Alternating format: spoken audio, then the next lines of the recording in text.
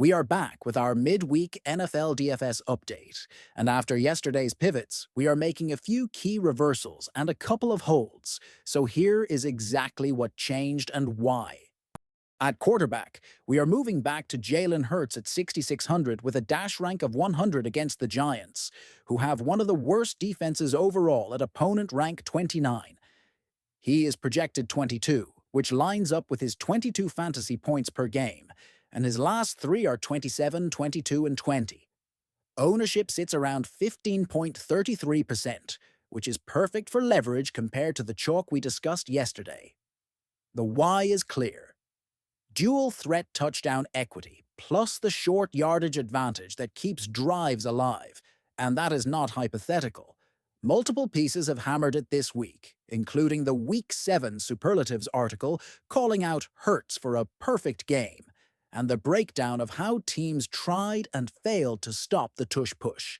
Yesterday, we leaned into Baker for game theory. Today, we prefer Hurts for a higher floor-ceiling combo at friendlier ownership in a soft overall matchup. We are keeping Dylan Gabriel as the salary saver at 4,200 against New England, who have a middle-of-the-pack defense overall at opponent rank 10.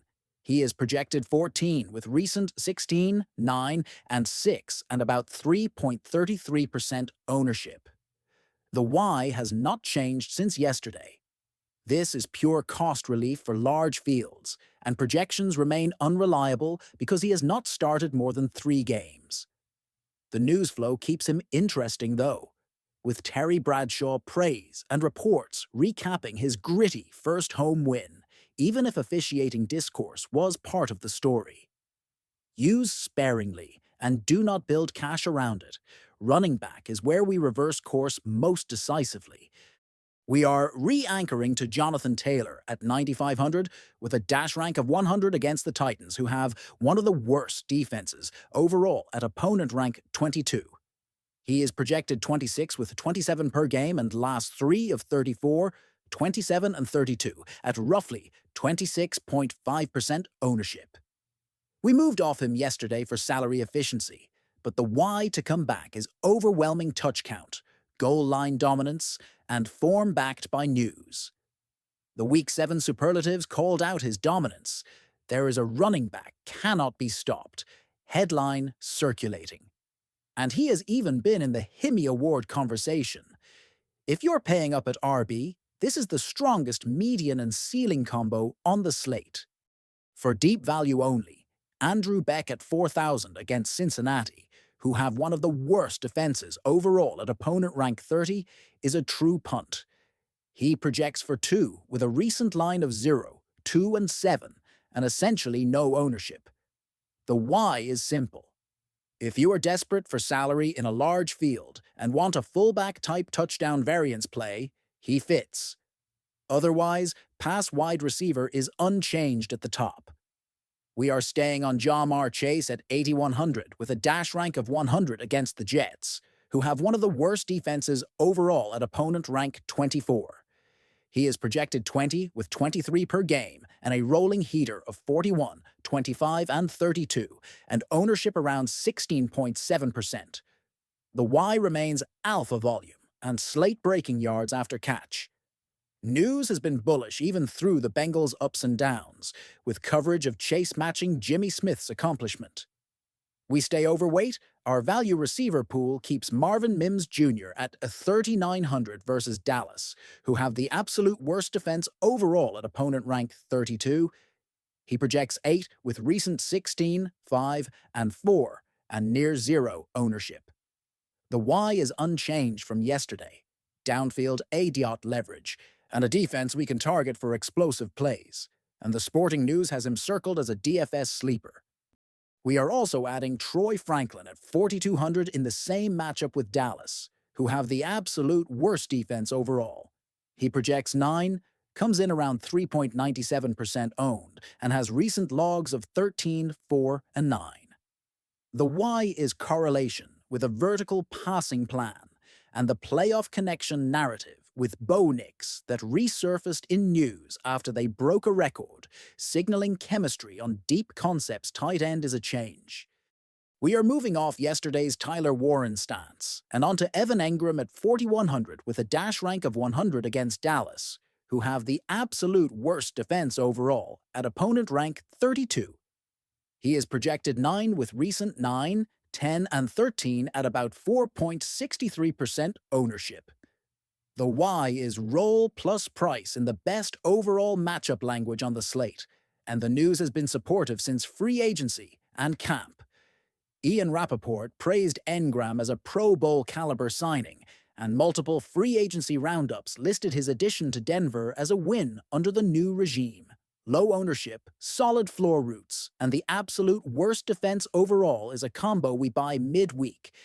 For a true punt, we are switching our M-in price TE from Jeremy Ruckert to Drew Sample at 2,500 against the Jets, who have one of the worst defenses overall at opponent rank 24. He projects 2 with recent 0, 1, and 1, and essentially no ownership. The why is simple. You are praying for one red zone catch while allocating salary to studs elsewhere. If you are heavy on Chase, you probably do not need this. But it works in non-Chase builds. Flex returns to Bijan Robinson at 8,800 with a dash rank of 100 against Miami, who have one of the worst defenses overall at opponent rank 28. He is projected 23 with 26 per game, and recent 21, 39, and 31, and ownership around 38.77%. Yesterday, we pivoted to A.J. Brown for price-adjusted leverage, but today we are leaning into the chalk because Bijan's touch count and explosive receiving role set a ceiling that fits this slate's construction. The news cycle has him in the non-quarterback MVP conversation, and the Week 8 hype piece, pairing him with Jonathan Taylor, only underscores how these two can break weeks. Pairing Bijan with Falcons D also makes sense for correlation. Defense is another change. We are pivoting from the Texans to the Falcons defense at 3,500 against Miami, who have one of the worst defenses overall at opponent rank 27. They project 7 with recent outputs of 4, 9, and 4, and only about 3.27% ownership. The why is price-adjusted access to pressure and turnover chances in a spot the field is not prioritizing, and it correlates with our Bijan stance. If you need a punt, the Dolphins defense at 2,200 versus Atlanta, who have a middle-of-the-pack defense overall at opponent rank 19, projects 5 with modest ownership near 2.73%. It is purely a salary play to unlock spend-ups. Quick recap of changes and holds. We moved back to Jalen Hurts from yesterday's Baker pivot because the projection plus dual threat rushing edge in a soft overall matchup is bolstered by news about his perfect game and short yardage dominance. We recommitted to Jonathan Taylor on workload and form with multiple news items citing his dominance. We held Ja'Marr Chase for alpha usage supported by recent records in the news. We switched tight end to Evan Engram on price, plus the absolute worst defense overall with free agency coverage backing his role. We returned to Bijan in flex for ceiling and correlation, and we slid to Falcons D for low-owned leverage that fits the build. Value-wise, we keep Dylan Gabriel as thin salary relief with projections still unreliable under the starts rule. We maintain Marvin Mims Jr., and add Troy Franklin for Dallas exposure. We swap the TE punt to Drew Sample. And Andrew Beck plus Dolphins D are emergency punts only. We will keep tracking ownership and any late news, but this mix balances justified chalk with leverage, and the why on each play is anchored in matchup usage and the current news cycle that supports the projections.